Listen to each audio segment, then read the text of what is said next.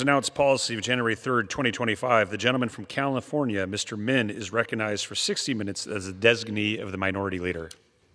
Thank you, Mr. Speaker. I appreciate the recognition to speak tonight. Before I begin my remarks, I want to ask for unanimous consent that all members may have 5 legislative days in which to revise and extend their remarks and to submit extraneous materials into the record. Without objection. Thank you. Now, we just heard all day from Republicans on the other side of the aisle that the Tax Cuts and Jobs Act is going to lead to helping small businesses and reducing the deficit. But what we just missed in all this discussion was any discussion of the T word. And I'm not talking about Trump here. I'm talking about tariffs. In fact, when I talk to the small businesses in my district, that is the number 1, number 2, and number 3 concerns that they have.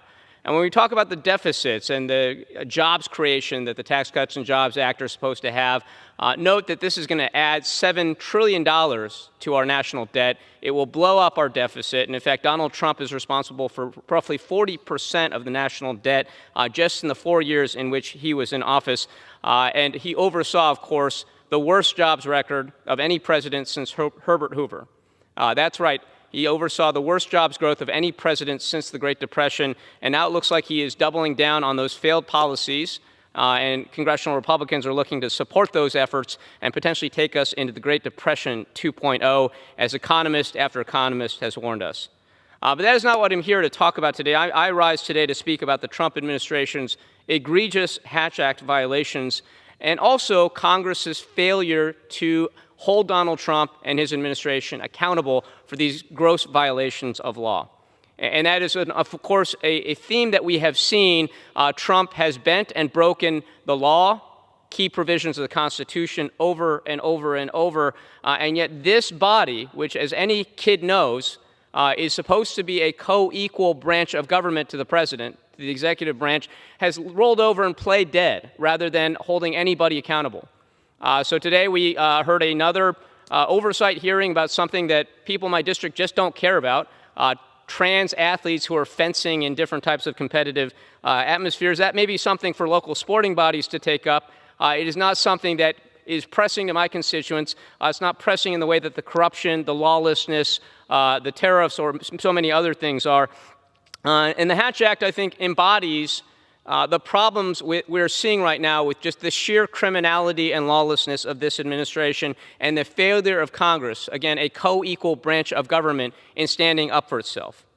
We have an hour for this special order, but we would need much more time to talk about all the Hatch Act violations made by members of the Trump administration. And this is important to me because as someone who has spent my career trying to uphold the rule of law, I turned down Wall Street to begin my career at the Securities and Exchange Commission to crack down on corporate fraud, exactly of the type that Donald Trump and many of his allies are committing right now, securities fraud, corporate fraud, and the like.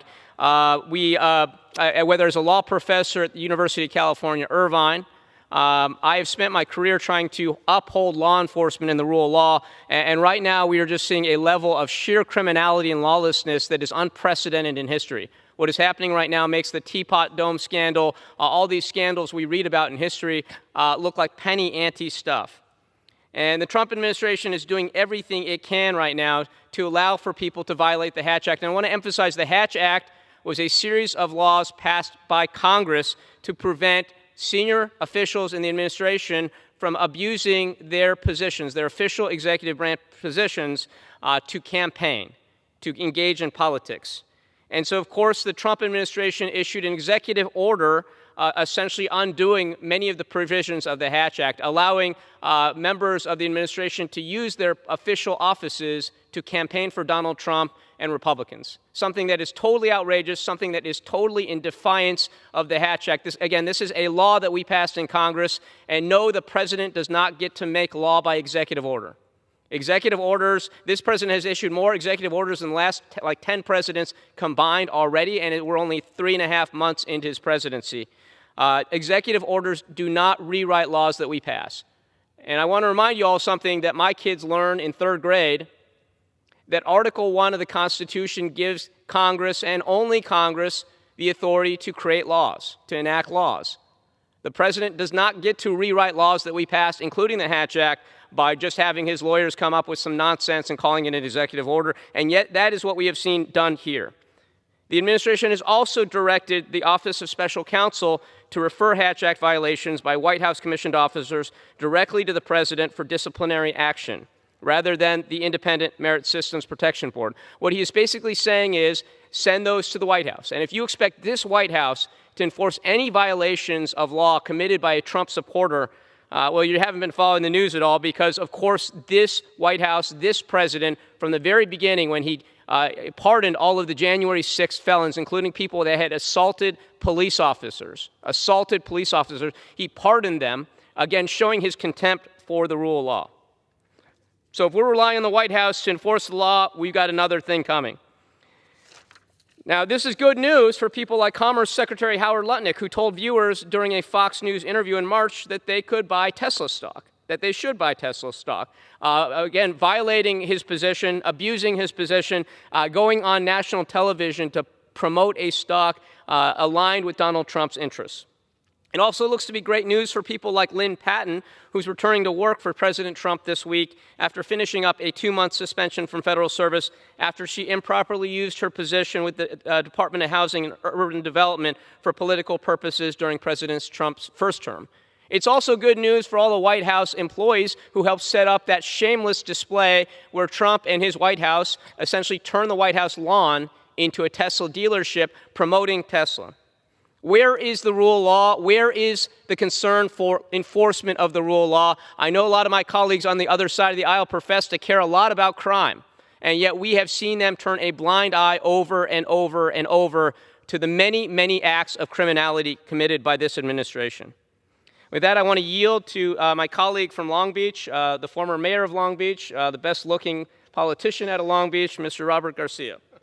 Thank you, Congressman Min. I appreciate you having this opportunity for us to speak.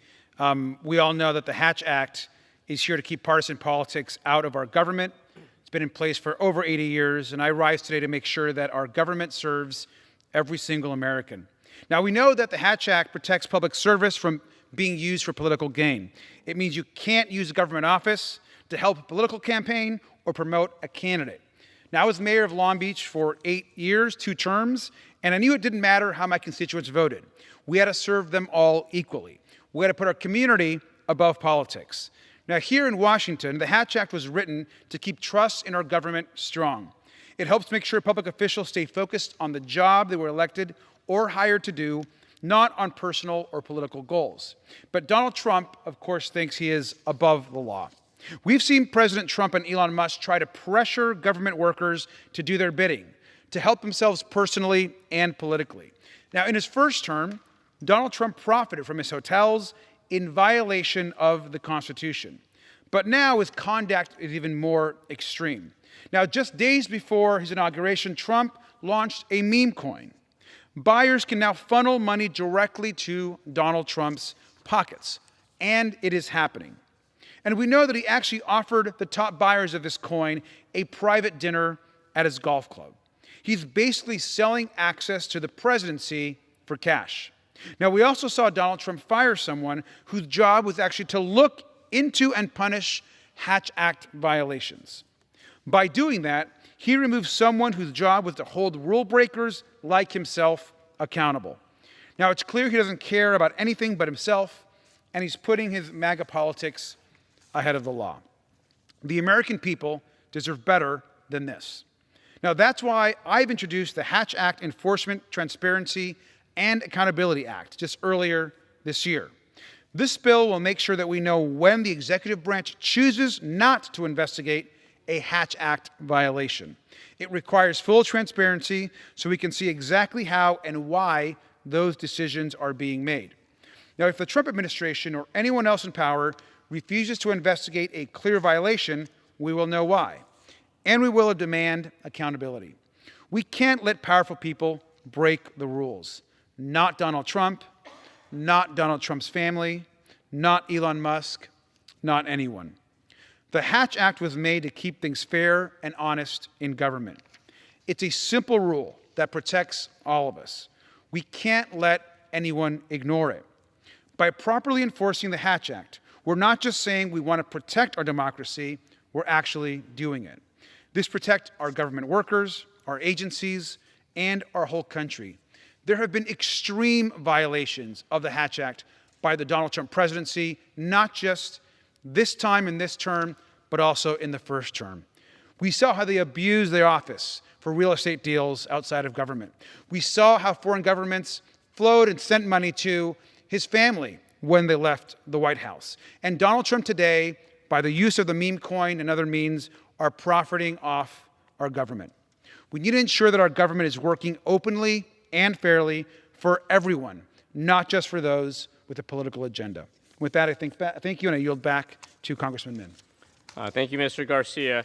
And I just want to echo the comments you just made, Mr. Garcia. We're roughly 3.5 months into Trump's second term, but it looks to be shaping up like a more extreme and more radical version of the first term, where the Office of Special Counsel identified over 12 different members of President Trump's administration as having violated the Hatch Act.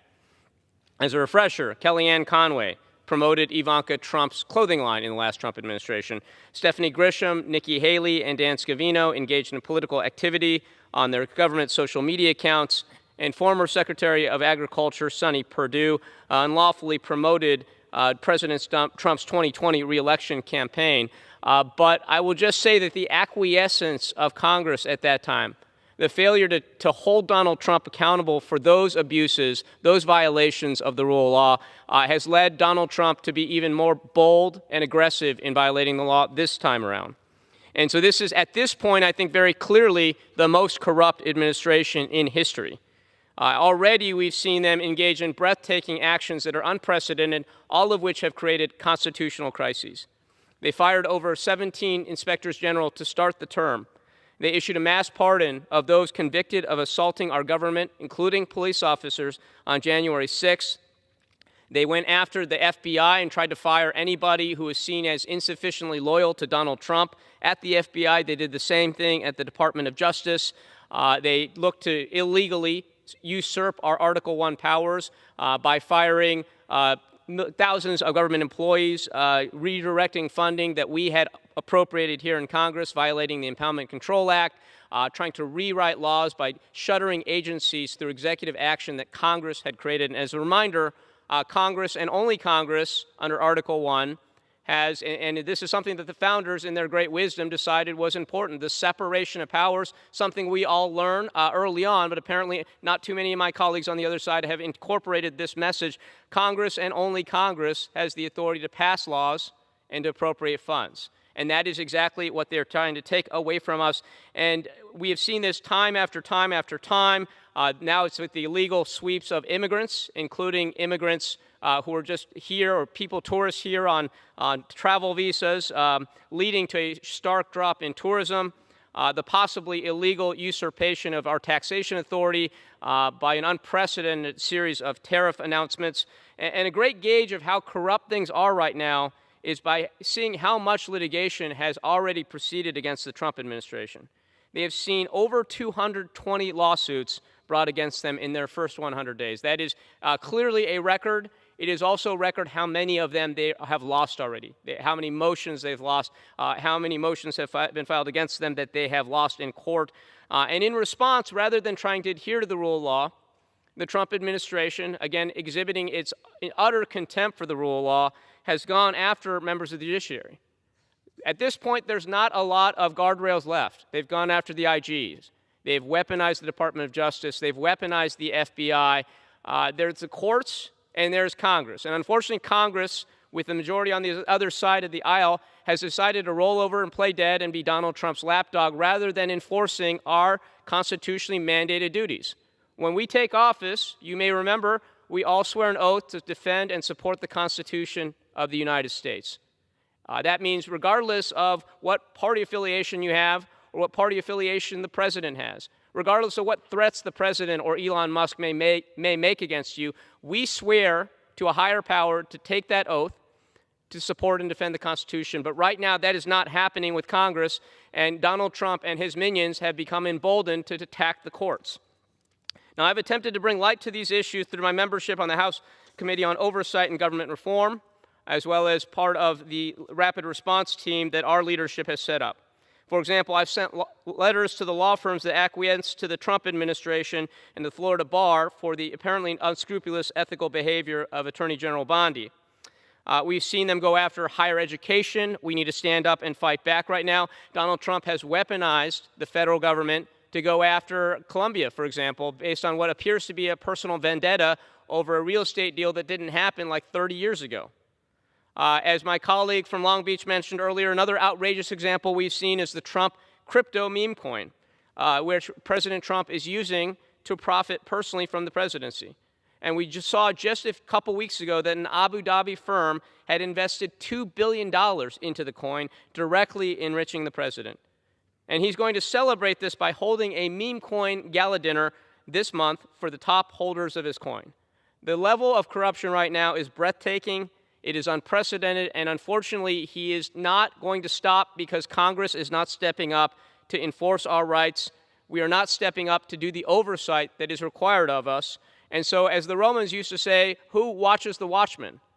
When there are no guardrails in place, who watches the watchman? And unfortunately, right now, Congress, which is supposed to act again as a co-equal branch of government, is failing to uphold its duties.